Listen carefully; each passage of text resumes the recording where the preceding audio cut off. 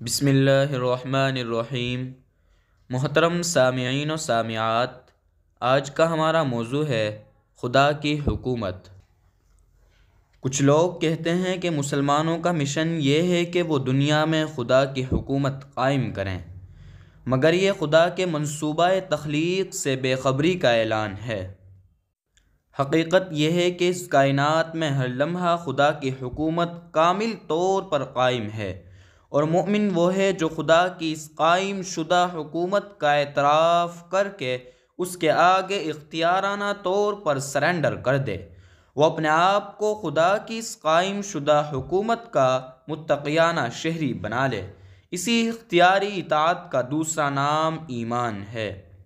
قرآن میں ارشاد ہوا ہے، افغیر دین اللہ یبغون وله اسلم من فی السماوات والارض طوعا وکرہا والیہ یرجعون، یعنی کیا یہ لوگ اللہ کے دین کے سوا کوئی اور دین چاہتے ہیں، حالانکہ اسی کے حکم میں ہے جو کوئی آسمان اور زمین میں ہے، خوشی سے یا ناخوشی سے، اور سب اسی کی طرف لوٹائے جائیں گے۔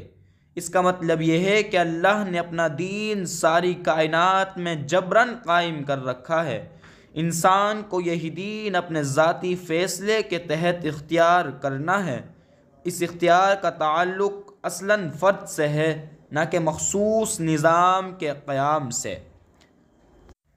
اگر بالفرض کسی انسانی نظام کے اوپر اللہ کا دین قاہرانہ طاقت کے ذریعے نافذ کر دیا جائے تب بھی اللہ کا مطلوب پورا نہ ہوگا، کیونکہ اللہ کے منصوبے کے مطابق جو چیز مطلوب ہے وہ یہ ہے کہ ہر فرد اپنے آزادانہ اختیار کے تحت اللہ کا مطیع بن جائے۔